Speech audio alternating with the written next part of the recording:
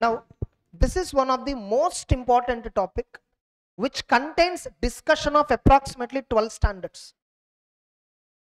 Like if you cross verify with institute material, this material, the concepts will be shuffled here and there. In this book itself, I have given clearly the mapping with the ICA material. I have given table of contents. Like for example, what is the chapter number? This is the chapter name, chapter number as per ICA in the same order. In the now, what is the topic covered in that book?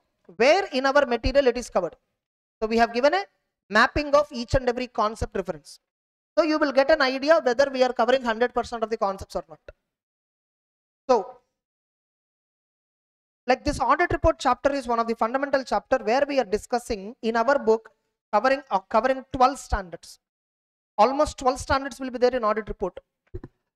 For me, as per our whatever the material we are following, there are only 3 lengthy chapters. One is audit report, another one ethics, another one standards on auditing. We have a chapter called standards on auditing which will not be there in ICA book. In ICA book it will be there gap, quality control, like that names will be there. Some 4 or 5 chapters put together is what standards on auditing chapter in our book. So those 4 or 5 chapters we merged into a single chapter. So anyhow you will see that in the book's initial, that's not an issue. In the index it is there, and even mapping also, all that we have given. Very fundamental chapter, very important chapter where you can understand remaining standards only if you understand this particular chapter. Without understanding this, you can't.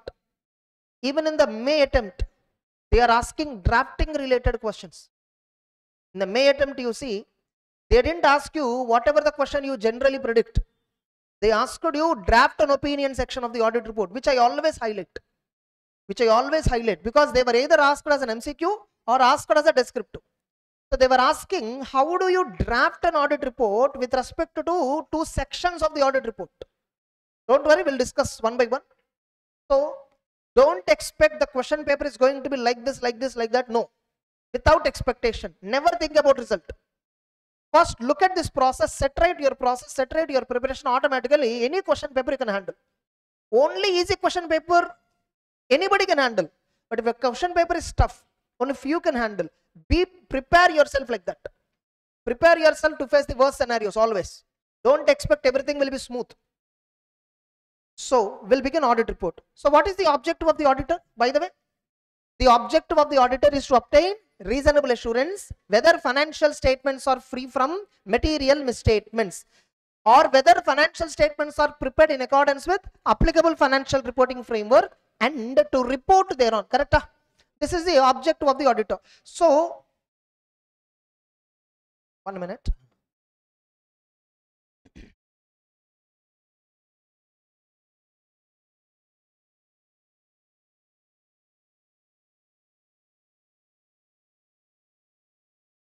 So that is the objective of the auditor. So the objective of the auditor is to obtain reasonable assurance. We know very well why we obtain reasonable assurance. You might have studied in CA Enter because of inherent limitations of the audit. So that's the reason we only get reasonable assurance. Whether financial statements are free from material misstatements. What do you mean by financial statements? They are nothing but historical representation of economic resources of the entity and obligations of the entity over a period of time, or changes therein. That's the definition. Components of financials are what? As per Companies Act, there are 5 components: balance sheet, P&L, cash flow, notes, and statement of changes in equity. So we need to give opinion on the financial statement. We need to obtain reasonable assurance on the financials. First of all, we have 2 types of financial statements. One is general purpose financial statements. Another one is special purpose financial statements. Special purpose financial statements are those which are prepared using special purpose framework. General purpose financials are those which are prepared using general purpose framework. Now, how to do audit of special purpose financial statements? We have some standards called 800 series. Actually, special purpose financial statements audit, how to do audit? We have total auditing standards that start with 200 series and end with the 800 series. The standards on auditing are from 200 series to 800 series. Now, out of which up to 700 series, predominantly they are discussing about general purpose financial statements. But that doesn't mean for special purpose financial statements these standards do not apply. No, let's not interpret like that. Even 200 series to 700 series, whatever principles outlined in these standards, we can also apply to special purpose financial statements audit wherever possible. Now then, what is 800 series says? They are not talking about how to do audit of special purpose financials. They are talking about what special considerations you should keep in mind while auditing special purpose financials. So what are the special aspects you need to focus on? I think you might have studied something called suitable criteria, applicable criteria, acceptable criteria. So the standard 800 series talks about what are the specific points you should consider when we are doing audit of special purpose financials, when we are doing audit of single financial statement element of the financial statements or summary financial statements.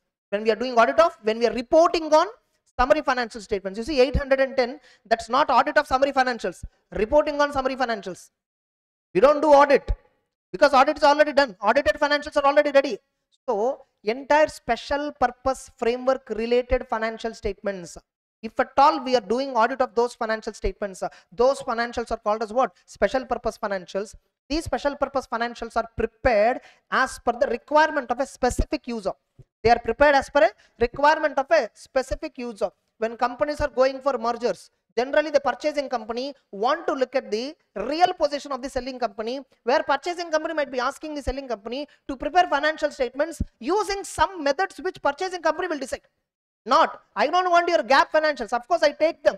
I take just like any other user, I also look into that. But these financial statements will not contain so much of sensitive data belonging to the company. So I want to see whatever sensitive data. I want to see some various analysis. So please prepare for me exclusively a separate financial statements. I will give you the rules and regulations, and that framework is called as what? Special purpose framework. And if the financials are prepared using that framework, that's called a special purpose financial statements. Then what is general purpose financial statements? If the financial, it is nothing but general purpose framework. General purpose financial statements are prepared in accordance with a general purpose framework. If the financial statements are, you're all okay with this flow? Clear? Yeah, if the financial statements are prepared using general purpose framework, we simply call it as general purpose financial statements.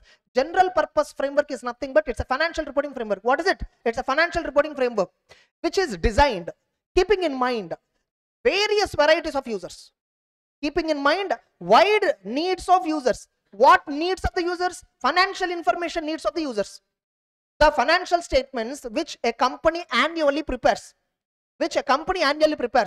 where they prepare the financial statements. Tell me, when everybody is asking you what business you are doing, like generally what are the questions? Like if you are telling anyone that I'm doing so and so business, what are the questions generally people ask? What business you are doing, how much capital you invested, where and all you invested, how much revenue you are generating, what are the expenses, and what is the profit, or are you making loss?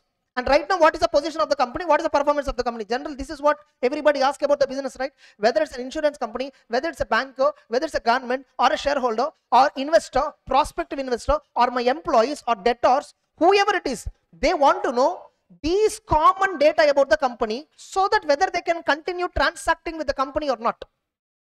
These are called as financial information needs. What are they? Financial information needs. Which financial information needs general purpose framework generally addresses?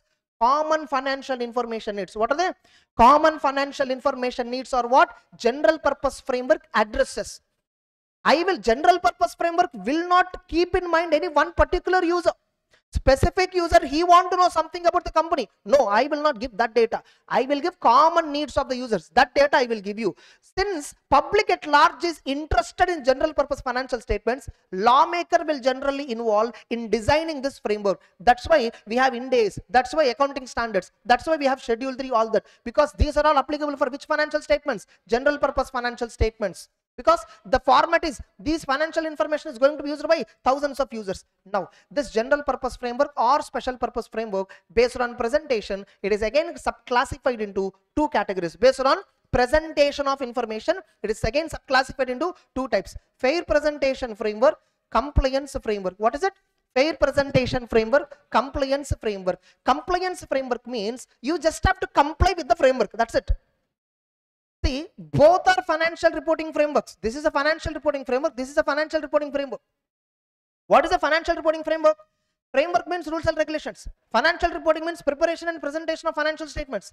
Financial reporting framework refers to what? Prepare rules and regulations for preparation and presentation of financial statements. That's called financial reporting framework. Correct? So, if at all the rules and regulations are drafted in such a way that you have to prepare financial statements exactly as per the rules, you cannot deviate. whether they are true and fair or not. Whether the rules and regulations result in fair presentation or not, whether rules and regulations are drafted in such a way, they may result in fair presentation, they may not result in fair presentation, irrespective of the result of the framework, irrespective of the result of the fair presentation. If at all you have to blindly follow the rule, that is how the rule and regulation is drafted, and that is how you have to prepare the financial statements. We call such a concept of framework as what? Compliance framework. Suppose rules are given in a way that explicitly they are permitting you to deviate. If the rules are drafted in such a way that explicitly you are permitted to deviate. Why are you deviating? To achieve fair presentation. Why are you deviating? To achieve fair presentation. For example, a simple layman example we will take. Suppose, Ind AS 24, related party disclosures. Okay, in that, there is a, for example, there is a disclosure related to transactions with government entities by government entities. Transactions with government entities by government entities. In Ind AS 24, different government entities that are owned commonly by government, they are all related parties. But you need not specifically disclose. You need not specifically disclose what are the transactions you did with them. What is the outstanding balance that is there available with them. You need not disclose, though they are related parties. Even if you look at 550, related party definition as per auditing standard, there is an exception. There is a point which says that entities that are under common control by a state, entities that are under common control by a state, by a government, they are not treated as related parties. Ind AS says it is treated as related party, but no need to require any disclosure. However, in the Ind AS 24 itself, they said one more point. Any significant transactions with the government entities there, please disclose it. Or multiple transactions you did with various government entities, collective effect and quantitative disclosure you give. Collectively you give a qualitative and quantitative disclosure you give. Now you see here they are specifically, first of all they are saying no need to give any disclosure. Now you cannot straight away say, though we are related parties, you cannot straight away say that we are not interrelated. For fair presentation, are there any significant transactions that we entered with another government department? Because they are anyhow at the end of the day related parties. Generally transactions will not be happened at normal market terms and conditions, correct? Because we are related parties, government entities, transactions will happen at a different terms for sure. So to achieve fair presentation, to show the real picture of the company, to show the real intent of the transaction, you are supposed to show significant transactions even if Ind AS is silent. Even if Ind AS is silent, you must show. If at all you are considering the needs of the users as the ultimate priority, what information is useful for him, let me give that information. Whatever method is suitable, let me use that method, not what standard says, not what regulation says. I will try to follow the law and regulation as much as possible. But if law and regulation is not resulting in fair presentation, by following the law, by following the regulation, by following the framework, if at all I will not get fair presentation. If the particular law under which I am preparing financials, if the particular framework under which I am preparing financial statements, if that framework explicitly allows, deviation for achieving fair presentation, then that framework is called as fair presentation framework.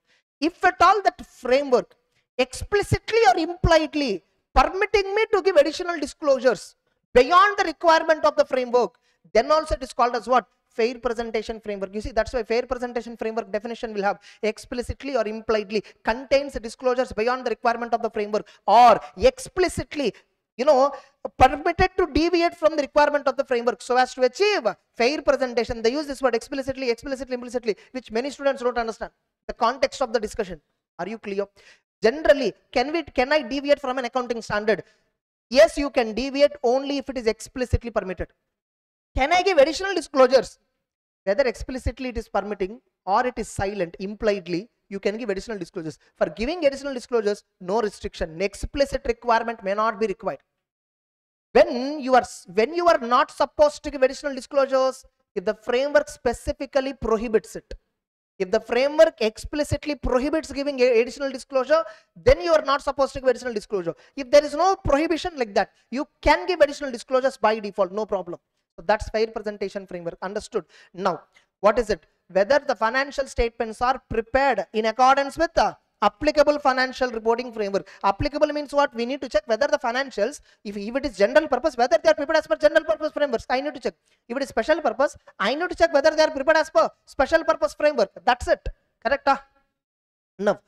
One more way of one more assurance what you should get, whether the financial statements are free from material misstatements, whether they are free from material misstatements. Misstatement means what? Misstatements can happen in 4 different ways. It can be in amount, it can be in classification, it can be in presentation, it can be in disclosure. Misstatement can happen in 4 different ways. Difference between amount, classification, presentation, disclosure that is reported in the financial statements, and amount, classification, presentation, disclosure that is required as per applicable financial reporting framework. That we call it as what? Misstatement. How a misstatement can happen in amount? In amount, misstatement can happen in, like for example, inventory valuation itself you take. Suppose company has to value inventory at cost or NRV, whichever is lower. We can take accounting estimates, all that.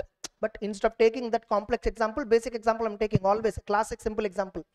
Inventory has to be valued at cost or NRV, whichever is lower. But the company ignored NRV principle. The company ignored NRV. They only valued at cost. Technically, they are supposed to value at NRV. So what they reported in the financial statement item, cost they reported. As per applicable framework, what they are supposed to report, cost or NRV, whichever is lower. If the difference is material, then the difference is first of all called as misstatement. Whether it is material or not, we'll discuss later. So the difference is called as what? Misstatement. Now another way of misstatement can be classification. Investment property. Suppose a company purchases a land and building. By default, land and building is not fixed asset. You need to look at the intention behind the land and building. Is it purchased for office purpose, factory purpose, for what?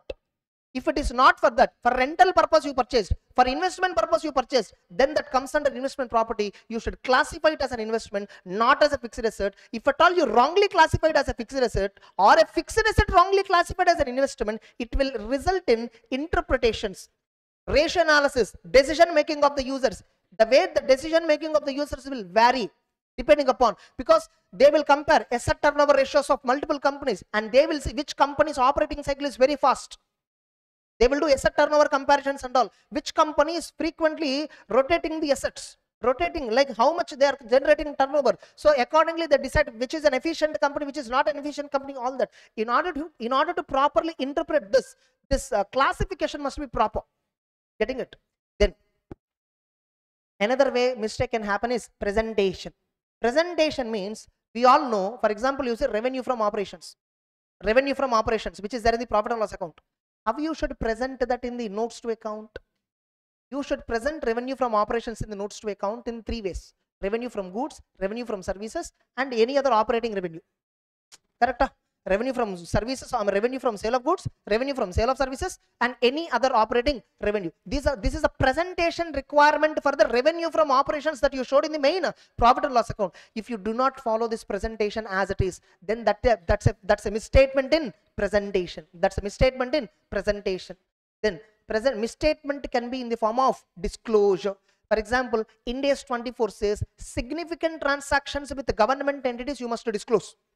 The company is not disclosing. That's a misstatement in the form of disclosure.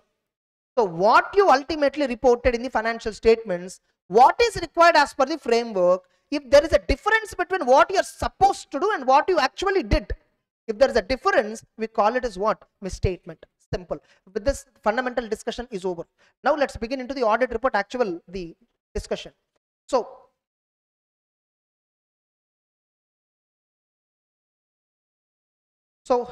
in this audit report, we are learning the chapter objective is very simple. Once you completed this chapter, you must understand how to prepare audit report. If you don't understand how to prepare audit report, even after reading this chapter, means you didn't understand this chapter. That's it. So how to prepare audit report? So that's the objective of the chapter. Like audit report, like any other report, any letter will have a structure, right? The same way, audit report is also having a structure. Like there will be a title.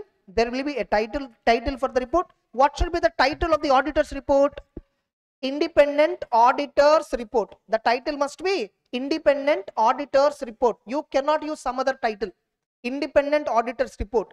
if at all the report is on whether it is general purpose financials or special purpose financials. In both the cases, the title remains the same. Next, addressee. Next one, addressee. One important point I want to clarify at this moment. If you look at 800 series, in that also audit report format is given. That format is different from this format.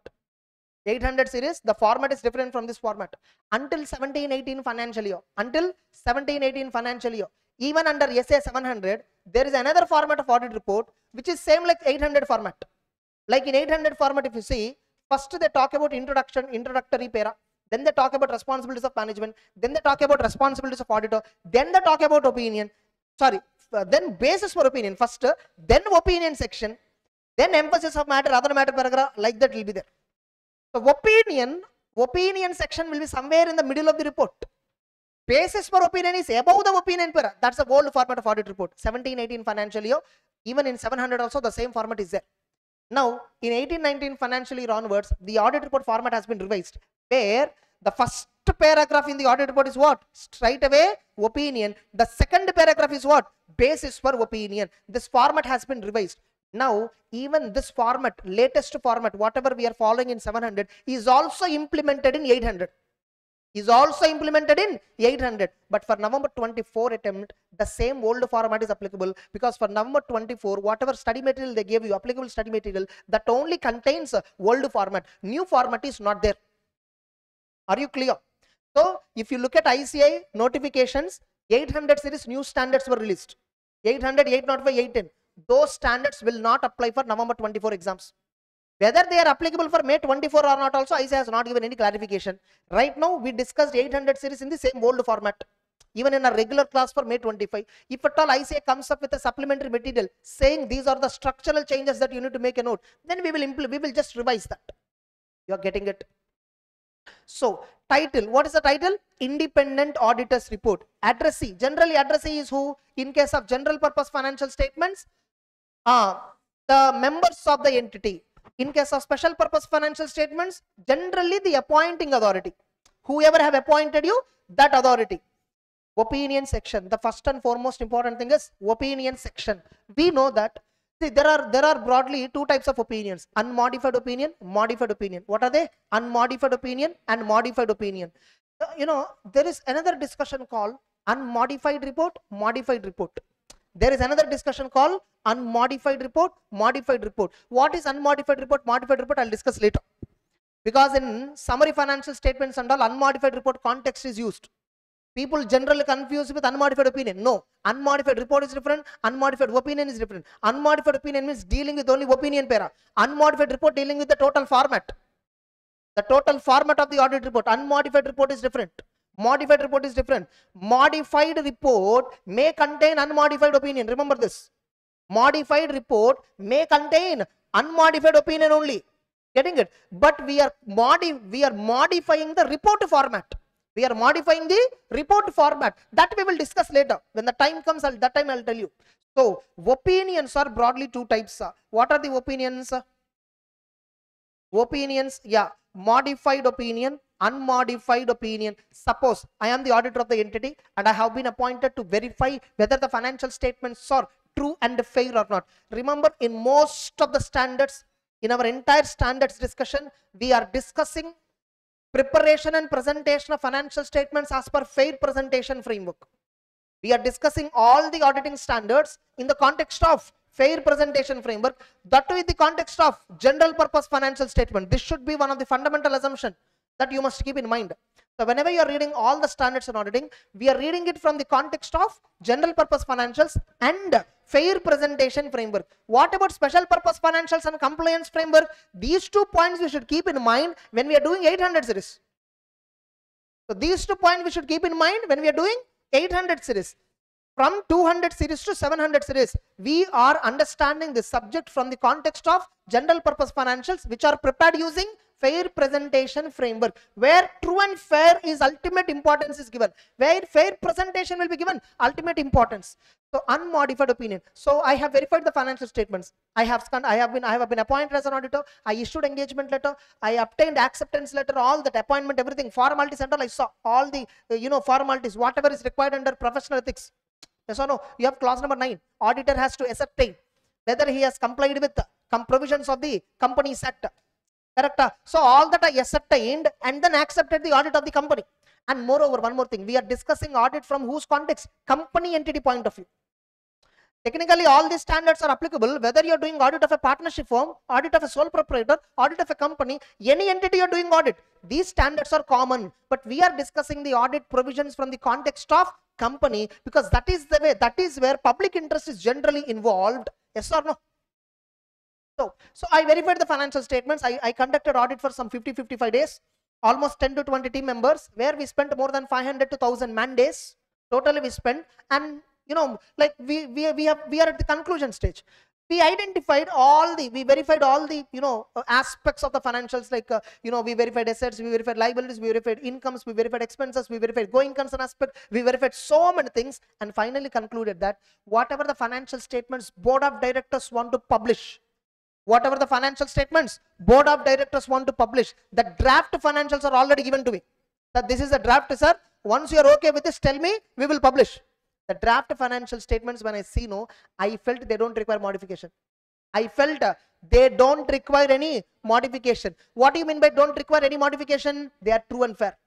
They are true and fair. They are completely true and fair. Therefore, my opinion also will be unmodified.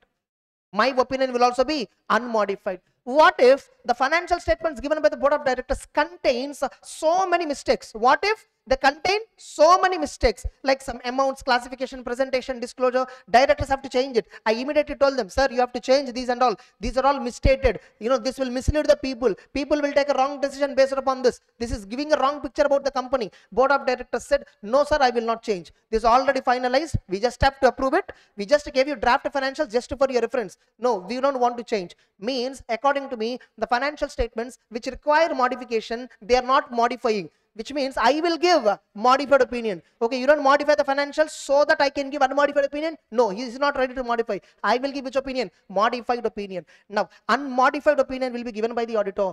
If at all auditor has obtained sufficient and appropriate audit evidence that the financial statements are true and fair.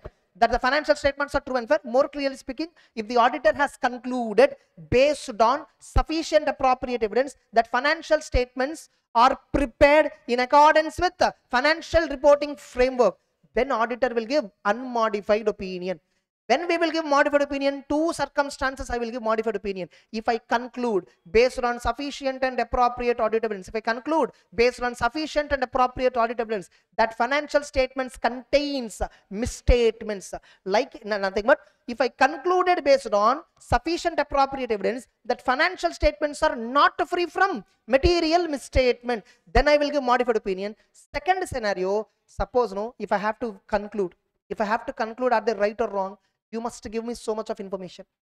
Management has to give me information, whatever I ask, background information, because the financial statements are containing so many assertions. You are asserting so many. The directors are asserting so many in the financial statements. So I want to know whether these financial statements are the true and fair or not. I am asking for information. So many places they are unable to show me the data. Since they are unable to show me the data, can I say that is wrong? Can I say the company is presenting misleading picture? No. Or without data, can I say they are true and fair? No. People will, the regulators and all will punish me if I don't verify. Yes or no? Recent cafe coffee day, you see the fraud. The auditors have not verified. Significant transfers between related parties, which resulted into a fraud of so many crores. So they didn't verify that. So non-availability of evidence or non-verification of the information that happened somewhere in 1819 resulted in punishment in 24-25 year. You're getting it? So 1819 the audit is related to performed by KPMG. Now it was punished. 2 firms were banned. 10 crore penalty was levied. So if you are not getting information, you cannot give opinion. Yes or no? Suppose depending upon the severity, we'll discuss what exactly to be done.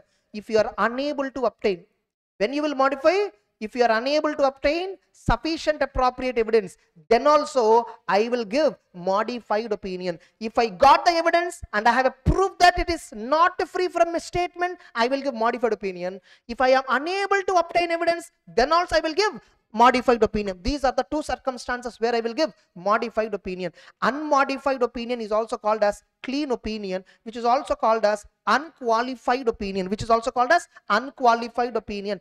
If the financial statements, they are showing too worst, the company performance is worst, huge losses, the position is worst, but they honestly disclosed everything.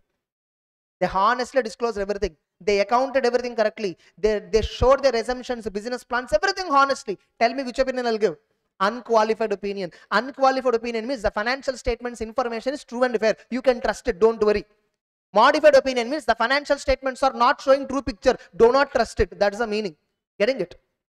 Now, again, this modified opinion, we are having three types. What are they? Qualified opinion, adverse opinion, disclaimer of opinion. Qualified opinion, adverse opinion, and disclaimer of opinion. Qualified opinion is given in two circumstances. Why modified opinion is given in two circumstances, right? Yes or no? Qualified opinion will also be given in obviously two circumstances. Tell me one circumstance. Evidence is available. You have obtained sufficient appropriate evidence and you concluded financial statements contains misstatements, but and the misstatements are material but not pervasive. The misstatements are material but not pervasive. You have obtained sufficient appropriate audit evidence where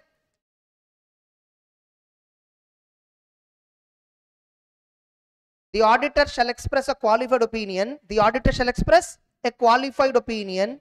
The auditor, having obtained evidence, concluded that misstatements are material. Misstatements, how do I consider? Should I consider only individually or should I consider only aggregate? Either individually or aggregate of insignificant individual misstatements. Individually, if at all materially misstated, then also you'll give modified opinion. Suppose individually it's small, but aggregate of the misstatements are material. For example, if the mistakes which I find so many are less than performance materiality level, but aggregate of mistakes are exceeding performance materiality level, I conclude that aggregate of mistakes are more than material level. Therefore, it is treated as materially misstated. You know, either individually or aggregate, they are material but not they are not pervasive. What do you mean by pervasive? Pervasive means all the elements of financial statements are affected. It is not one element. All the financial statements elements are affected. Or there can be a circumstance where only one element is affected. But that one element is not just significant. It is substantial. What is it? It is substantial. There is a difference between material and substantial. Material means it's of course significant. Substantial means beyond material. So generally, when do I say pervasive? When we will say pervasive? In auditor's judgment, the effect of an event, on the financial statements, we consider it as pervasive when the effect is not related to a specific element. It is not related to a specific. Means, what does it mean? Not related to specific means what? It relates to multiple elements in the financial statements. Then we call it as pervasive. Or if so limited to a specific element. If so limited to a specific element. In such a scenario also, when do we say it is pervasive?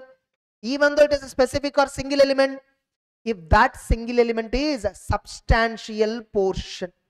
Suppose a company prepared standalone financial statements, only investment, whatever the investment alone contains a material misstatement, but that investment value is 90% of the net assets value of the company. That investment value is what? 90% of the total assets of the company, net assets of the company. That value itself is completely materially misstated. Though it is a single item, remaining inventory, current assets, fixed assets, liability, everything else is right. But look at this quantity. It is 90% of the asset. Therefore, it is pervasive. Therefore, the misstatement is deemed to be pervasive. If at all, it is less than 90. Or misstatement you found in a single or multiple elements, but as a whole, they are just a material, but not pervasive. Then we will give which opinion? Qualified opinion. You have obtained a sufficient appropriate evidence that misstatements are material, but not pervasive. Or you are unable to obtain sufficient and appropriate evidence and concluded that when we don't get evidence, no, how do we analyze generally? When we don't get evidence, what should be our thought process? Okay, evidence is not there, fine. Should I give opinion without even considering evidence? No. First check. What if this is completely wrong? What if this is completely misstated? What if means, am I talking about reality or possible effect? What is the possible effect of? Is there a misstatement which I detected? No. Undetected misstatement. What is it? Undetected. What is the possible effect of undetected misstatements on the financial statements will be? If I do not get evidence, I will think about what? I will think about possible effect of undetected misstatement, if any. If it is material but not pervasive, then also I'll give which opinion? Qualified opinion. Yes or no? So, if at all the auditor is unable to obtain sufficient appropriate evidence and determined that the possible effect of undetected misstatements on the financial statements could be material but not pervasive. Suppose I got evidence, right, first scenario, and I found a misstatement, right, and the misstatement is material but not pervasive, so I gave qualified. What if the material is pervasive? What if the misstatement is pervasive? I will straight away give adverse opinion. If the mistake is material and pervasive, I will give which opinion? Adverse opinion. Suppose I am unable to get evidence. You are unable to get an evidence not for material alone. For a pervasive item, you didn't get evidence. Pervasively, you didn't get evidence. How can you give opinion? Suppose a mechanic brought a bike and car and asking you, how is this car and bike? Everything is good except engine. How come you say? That's a substantial portion, right? If at all, the substantial portion of the financial statements, you are not getting evidence. You are not getting evidence for multiple elements which represent substantial or single item which could be substantial. You are not able to get evidence for this. Then I will not give opinion at all. Substantial portion, I don't know. I don't know whether it is right or wrong. How can I give opinion on the remaining portion? I have to give financial statements opinion as a whole. Yes or no? Tell me, we should give opinion as a whole, right? We should not give opinion, okay, purchases is true and fair, sales is not true and fair. I cannot give like that. I should give opinion as a whole. If I have to give opinion as a whole, predominant portion, I am not getting evidence. If I am not getting evidence on predominant portion, I am not in a position to say whether they are right or wrong. In such a case, what I do? Disclaimer. What I will do? Disclaimer of opinion. Yes or no? When the possible effect of undetected misstatement, is material and pervasive. You know, when it is adverse opinion, how the wordings will be? When the effect of the misstatement is material and pervasive. If you have an evidence, you can talk about the reality, effect of it. If you do not have evidence, you talk about an imaginary situation called possibility. Understood or not? When the word possible effect will be used in case you do not have evidence. When the word actual effect is used when you have an evidence. That's how the definitions were framed. Qualified opinion, adverse opinion, disclaimer. So qualified opinion will be given in two circumstances. Adverse will only be given in one circumstance. Disclaimer will only be given in one circumstance. That's why the definitions of adverse opinion, qualified opinion are just a single line, single para. Whereas qualified opinion will have 2 points. Are you clear? Now tell me, do we give a disclaimer of opinion? No, we generally give it in rare circumstances which involves multiple uncertainties, and due to their potential interaction, due to their possible effect on the financials, generally rarely the auditor consider expressing disclaimer of opinion. And in 705 you have a requirement. Whenever you want to give a disclaimer of opinion, just like that you can't give a disclaimer of opinion. If at all you are unable to obtain, if at all the auditor is unable to obtain sufficient appropriate evidence due to management imposed limitation after the auditor has accepted the audit. After you accepted the audit, management is restricting you to give information. They are not cooperating you. Then what you have to do? Request management to remove the limitation. Try to cooperate. Try to resolve the situation amicably. Discuss with the management. You see, you know, the auditor shall request the management to remove the limitation. If management refuses, means they are not listening to you, they are not ready to cooperate to you, then communicate the matter to audit committee. Those charged with governance means what? Audit committee. Beyond the board of directors, whoever is there, they are those charged with governance. If in a company, beyond the board of directors, nobody is there, then board of directors are those charged with governance. In some entities, those charged with governance and management both are one and same. SCA 260 standard introduction contains who is, what do you mean by those charged with governance? Those charged with governance means what? Those who are having authority, those who are having accountability, both. In an organization, who are having authority and who are also accountable for the affairs of the entity. People who are accountable and having authority, these people are generally treated as what? Those charged with governance. In a company form of organization, where there are some 3-level management is available, low level, middle level, top level, who are having accountability, ultimately top level management. They have authority, they have accountability, they constitute those charged with governance. 260 says, why you have to interpret? Ask the appointing authority, who is those charged with governance? They will tell you. Are you getting it? Next, suppose, so I will discuss with those charged with governance that there is a limitation, all that. Even, and I will try to perform, I will try to get the evidence alternative ways if possible. Alternative, suppose no, companies restrict me, sir, you should not send external confirmation, 505. They're asking me, don't send external confirmation at all. We already have some disputes with the vendor or creditor, customer, whoever it is. Negotiations and all going on. If you suddenly send a confirmation request, it will affect our negotiation process. So don't send confirmation request. They are saying, I asked reason, show me proof. Nothing is showed. Means management is restricting me to obtain evidence through external confirmation. I felt management is not reasonable. And I tried to look at whether creditor balance, debtor balance on balance sheet is correct or not. I tried to verify subsequent receipts like that. Alternative. Subsequently also nothing is there. So I am unable to apply alternative procedures also. I am unable to apply alternative procedures also. Ultimately, I end up with a situation where there is no evidence.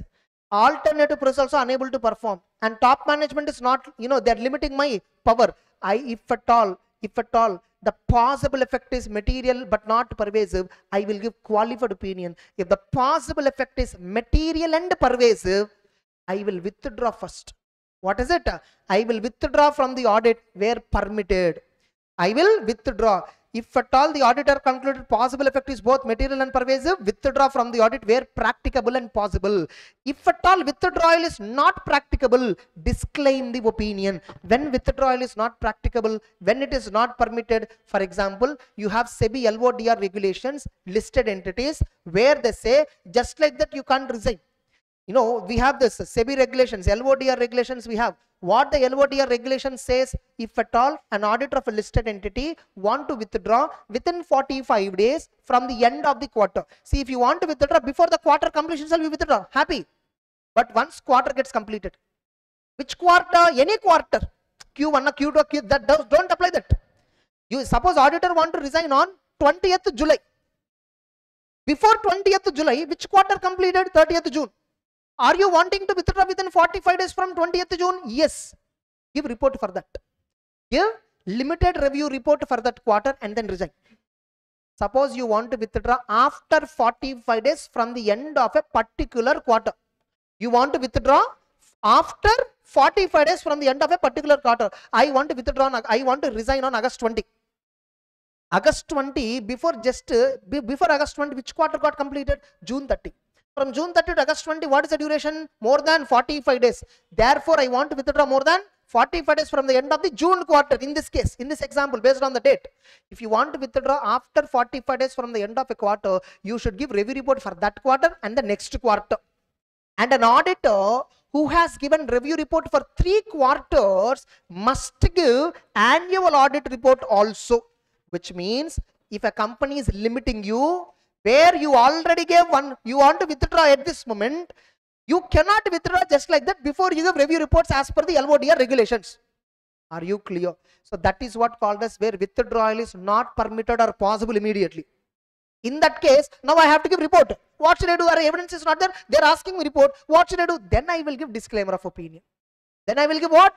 Disclaimer of opinion. Disclaimer of opinion means what? Not expressing the opinion. We do not provide an opinion on the aforesaid financial statements. So not providing opinion is called as what? Disclaimer of opinion. Clear or not? Now you know. Just a minute. Is this flow okay for everyone?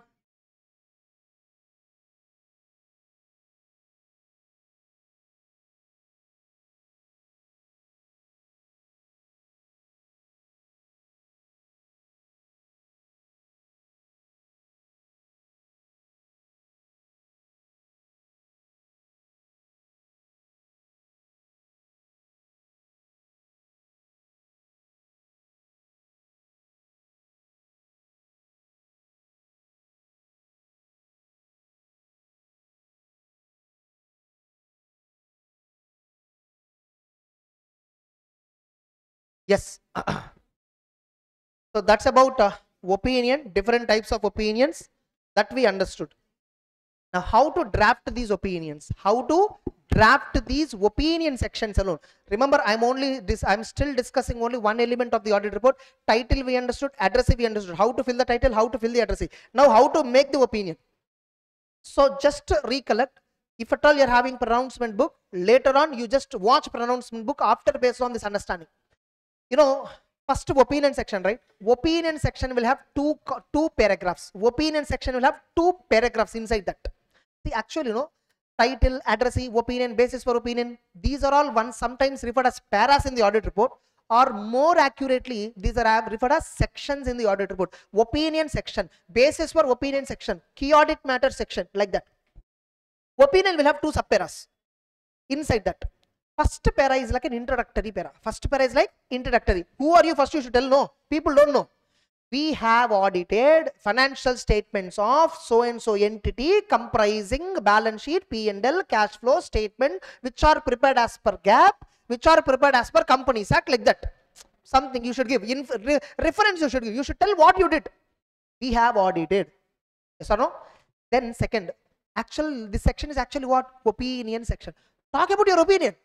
In our opinion, to the best of our information, according to the explanation given to us. In our opinion, to the best of our information, according to the explanation, no other negative things. The aforesaid financial statements are true and fair. The aforesaid financial statements are giving true and fair performance and position of the company in the manner so required, as per applicable financial report, as per applicable financial reporting framework. That's it. No, nothing, no nuisance. Simple, plain, clean opinion. Correct? Suppose if you are giving qualified opinion. If you are giving qualified opinion, I think it is better for me to take that.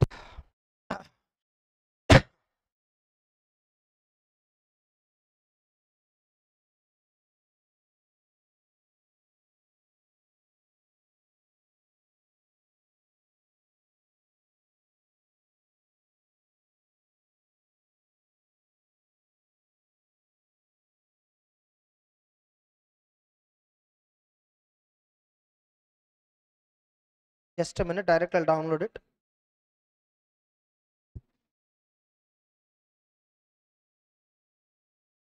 So if you open final book,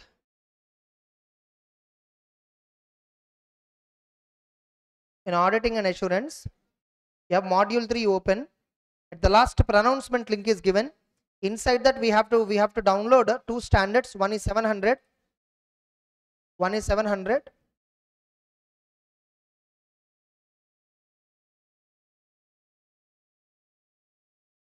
Just this discussion alone I'll complete and then we'll go for a break, okay?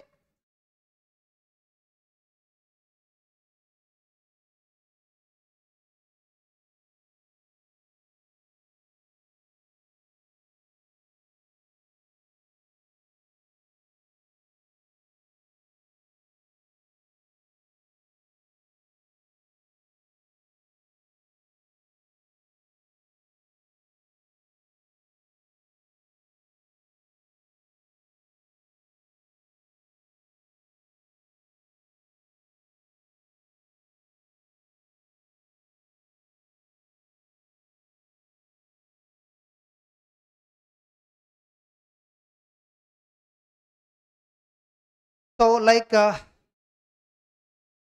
opinion paragraph, I'll directly show you briefly.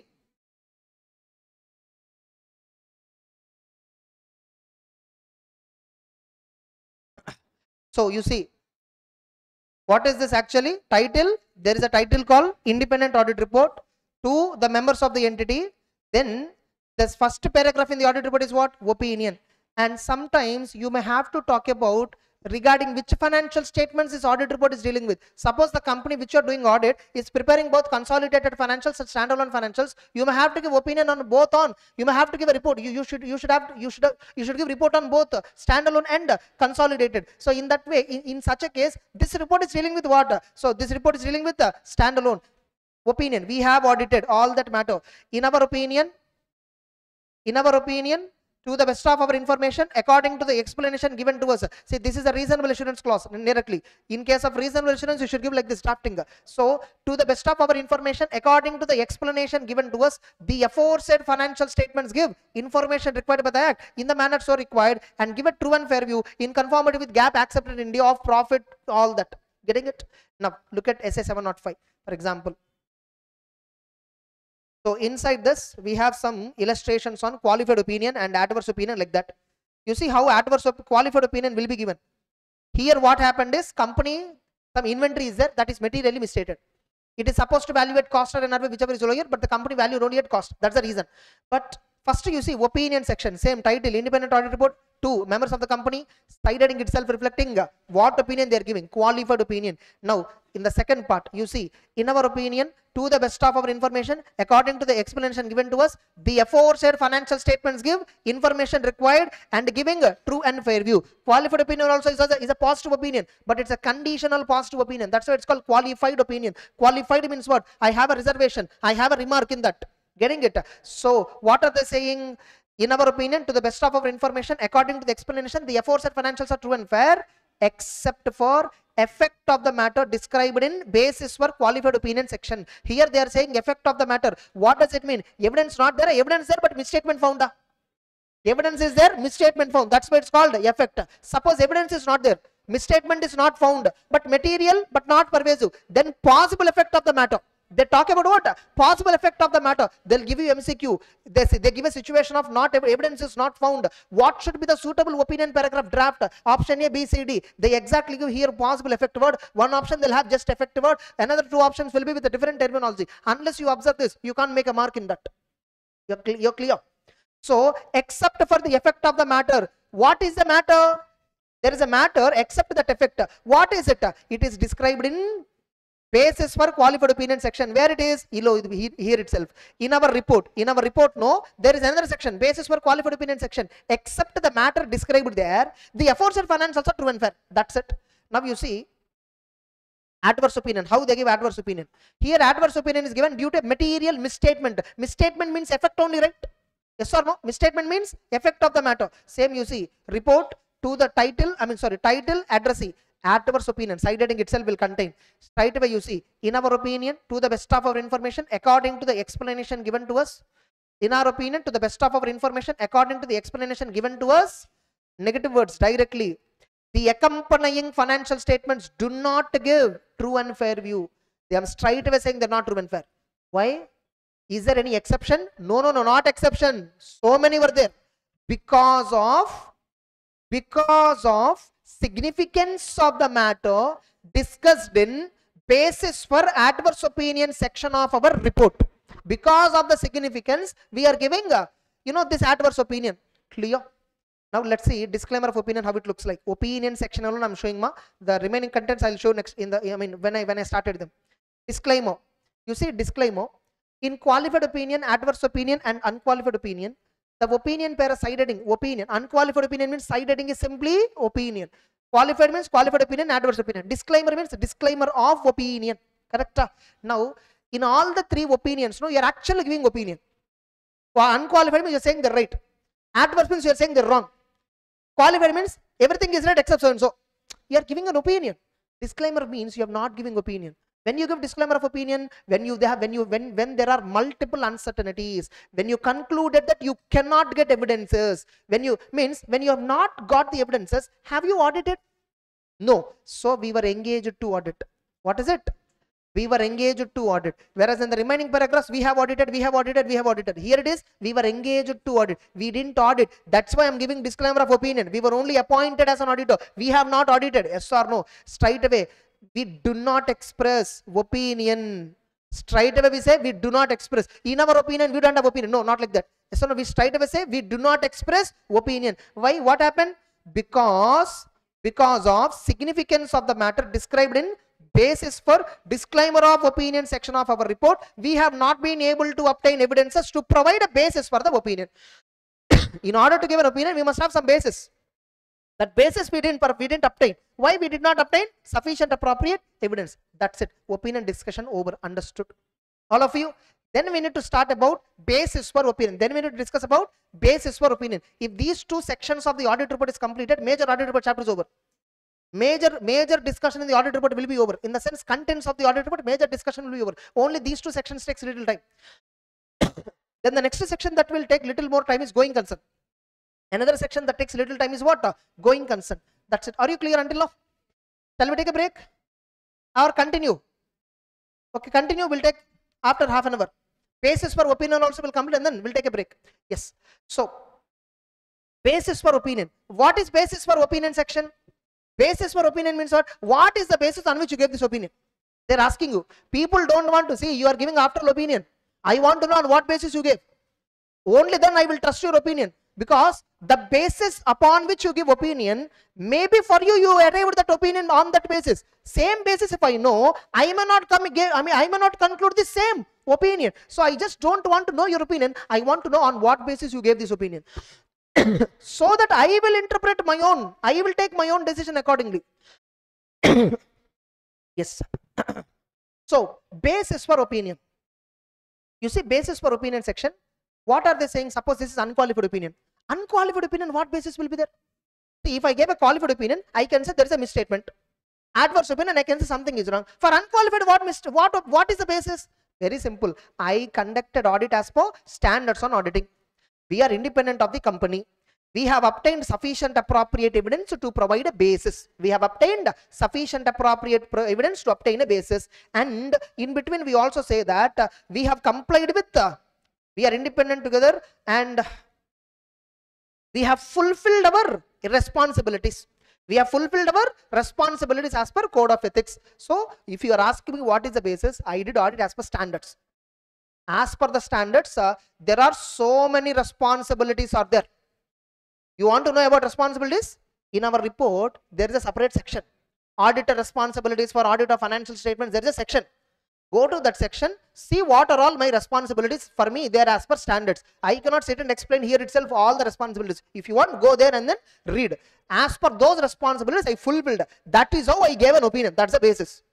Are we telling the people like how we do audit or not? Yes or no? Yes, sir.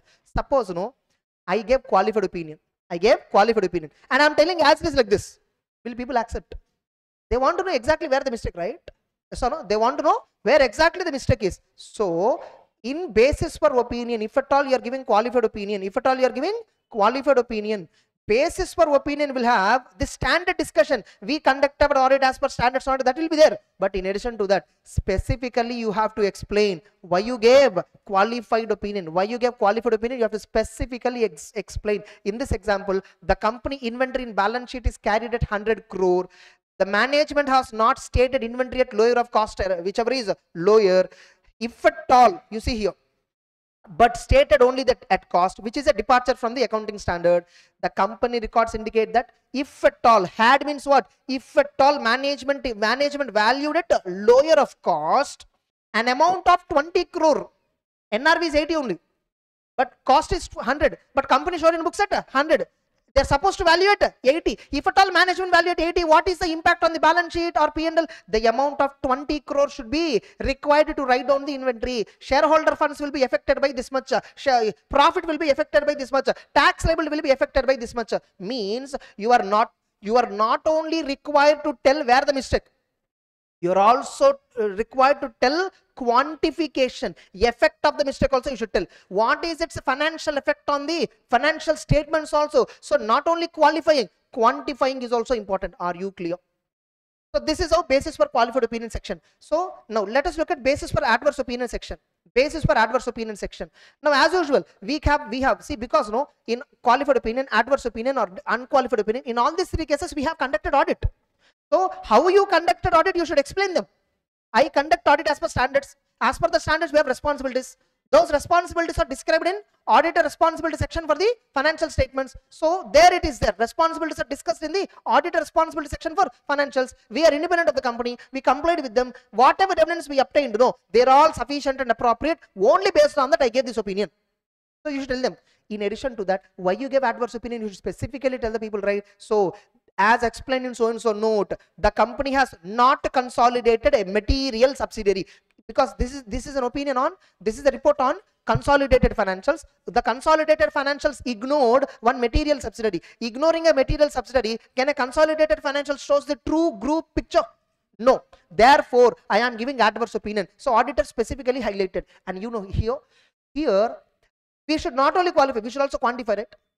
By if at all company consolidated that, what are the items in the balance sheet, what are the items in the P&L will affect? Every item will affect. Can we determine that effect? Not possible.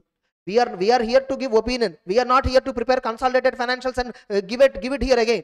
Yes or no? We are only here to give opinion. The effect of non-consolidation could not be determined. The effect of non-consolidation could not be determined. If you are able to quantify. If you are unable to quantify, say that you are unable to quantify. Clear? Next. For that we have a theory on that. Corresponding theory is there. I will discuss that also. So disclaimer of opinion we are giving. For example, disclaimer of opinion I am giving. Now tell me, disclaimer of opinion section itself, modification changes. We were engaged to audit. Basis for disclaimer. See, if you ask me, if I gave an opinion, you ask me what is the basis for the opinion, I will tell you what is the basis for the opinion. Even if you ask me basis for qualified opinion, I will tell you specifically the reason as well as general reason. What is the basis for disclaimer of opinion? I didn't get evidence. Just that fact alone, if you describe enough, right? Now, in basis for opinion, you have another para. We conducted our audit as per standards on auditing. You have not conducted your audit. Why people want to know what are your responsibilities? Your primary responsibility is to give audit and give opinion. Opinion itself, you are not giving. So, when you are giving disclaimer of opinion, we have conducted audit as per standards on auditing, that para will not come. That para will not come. Moreover, when you are giving disclaimer of opinion, auditor responsibility section, what are all the responsibilities of auditor? You are responsible for risk assessment, you are responsible for internal control verification, you are responsible for verifying accounting policies, you are responsible for verifying going concern, you are responsible for verifying overall presentation structure, reporting of the financials. These are all your responsibilities. When you give opinion, people want to know about your responsibilities. You didn't give opinion. People are not bothered about your responsibilities. So, when auditor gave a disclaimer of opinion, the auditor responsibility section will be changed. Our responsibility is to conduct the group consolidated financials in accordance with the standards. However, because of the matter described in basis for disclaimer of opinion section of our report, we were not able to obtain sufficient appropriate. By the way, we are independent of the group. We have complied with code of ethics, everything. All these points, where are we discussing now?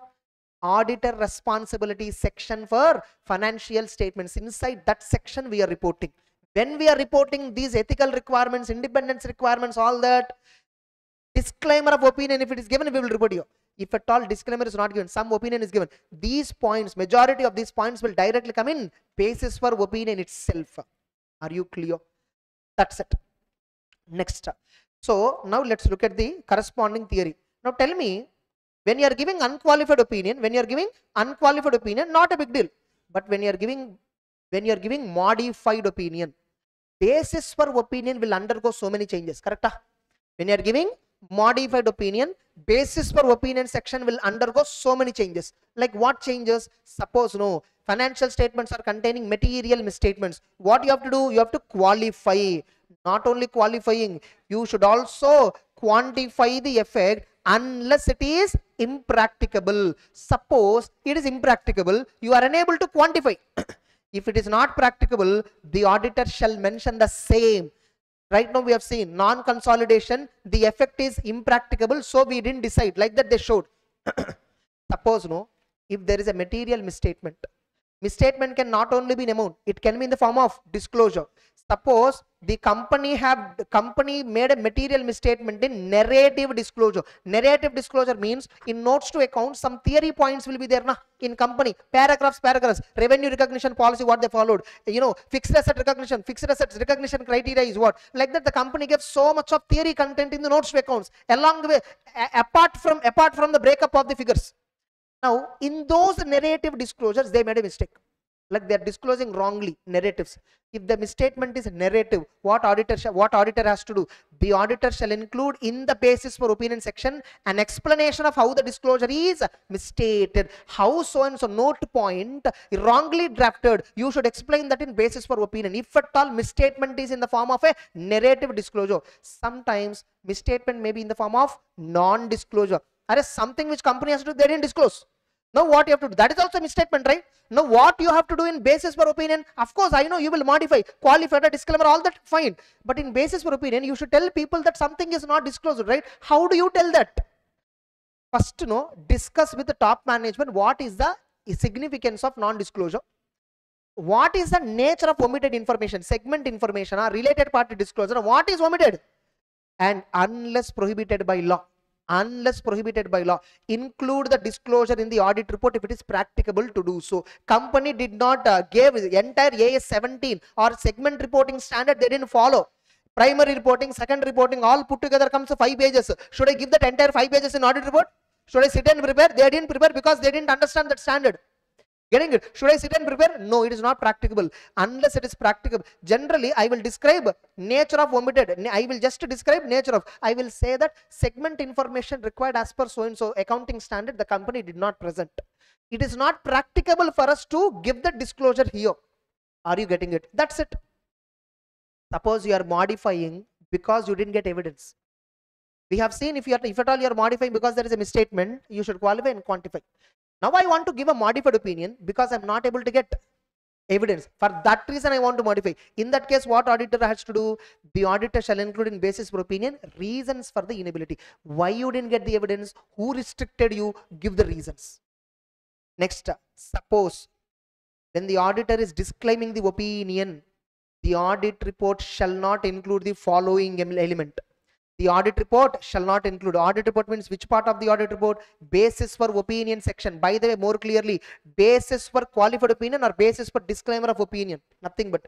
Because qualified opinion also we will give, when we are unable to obtain evidence, there is a possibility that we may also give qualified opinion. Correct? If we are unable to obtain evidence which is pervasive in nature, then we will give which opinion? Disclaimer of opinion. Correct?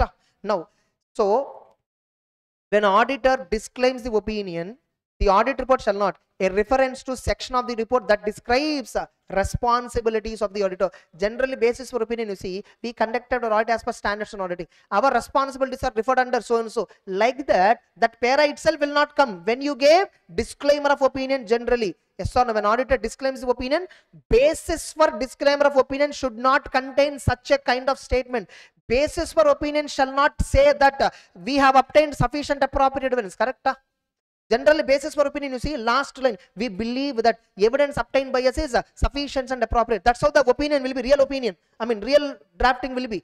When you are giving disclaimer, how come you give a statement that we have obtained sufficient and appropriate? So, basis for opinion section shall not contain responsibilities related discussion reference, statement that auditor obtained sufficient appropriate. These 2 points it should not contain. Even if the auditor has expressed adverse or disclaimer, the auditor shall describe in basis for opinion reason for any other matter which auditor is aware of. And same way, suppose you are giving disclaimer, how auditor responsibility section will vary. Suppose you are giving disclaimer, how auditor responsibility section will vary. For your information, how auditor responsibility section will be given, I will show you. You see, auditor responsibilities for financials, so big, almost 2 pages. We tell them very clearly, our responsibility is to obtain reasonable assurance. So the financials are free from MMS or not. By the way, audit is not a guarantee. Reasonable assurance is a high level of assurance. There will always be a possibility of some mistakes we may not detect. So materiality concept also we will explain. And what are all? As a part of audit, as per standards, we exercise judgment to maintain skepticism. Auditor responsibility sections will contain 3 components. Again, primary responsibilities explanation, responsibilities under standards explanation, communication responsibilities. Auditor responsibilities are various. Primary responsibility to give opinion, what is a what opinion, reasonable assurance, high level, all that. Second, responsibilities under various standards. What responsibilities? We are responsible for doing risk assessment. We are responsible for understanding internal control. We are responsible to verify appropriateness of accounting policy. We are responsible to comment on going concern basis. Further, in case of fair presentation framework, we should verify overall presentation is overall structure is how the content in the financials, how the disclosures are given. Are they all giving underlying transactions and events? Are they disclosing underlying transactions and events so that achieving fair presentation? All this I will talk. In which section of the audit report? Auditor responsibilities. Further, we will talk about communication responsibilities. We have to communicate planned scope and timing of the audit, significant audit findings, significant deficiencies, 260, 265 responsibilities, we tell them briefly. So in the audit report, so many we communicate. Under responsibility section, this and all is not required when you are giving disclaimer of opinion. When you are giving disclaimer, you need not give all this. Then instead of that, what you will give? You will give a statement that your responsibility is to conduct audit as per standards, and a statement that because of the matter described in basis for disclaimer of opinion section, we were not able to obtain sufficient appropriate, and we just tell them we are independent of the company, we have complied with the ethical responsibilities. Yes or no? A real audit report also contains the same, right? That's it. Clear? This is how basis for opinion paragraph undergo various changes. In exam, they will ask you how, suppose the auditor identified material misstatement by way of a non-disclosure. What should be the requirement under basis for opinion paragraph in such a scenario? 3 marks question they'll ask you. Or they'll give you 2 situations. Auditor found a material misstatement in the financial statement. Basis for opinion paragraph shall contain some modifications relating to it. What are they? Comment in light of 705. This point you have to write. Unable to quantify you have to write. And narrative disclosures you have to write. All the 3 points you have to write. This can be asked as a 4 marks question. Anyway, it can be tested. Are you getting it? Last time or that before time, they have asked this question. November 23 or May 23 somewhere. What should be the auditor responsible? What auditor has to describe in the auditor responsibility section in a scenario when auditor has disclaimed this opinion? They have asked this for 4 marks question. You're getting it. You can just check it out. Previous 3-4 attempts you will find one of this question. So, and again, don't say that, don't think like last attempt or that last attempt it is asked, this time it will not be asked. No, nothing such. Every time paper setter will change. His mindset will be different. If at all a question came in the last attempt, don't blindly think that will not come this attempt. No, never study like that. Study in the right process, follow the right process. Never think about result. You will always get the result as a byproduct. Are you clear? All of you? That's it. Okay. Now we'll take a break and get back.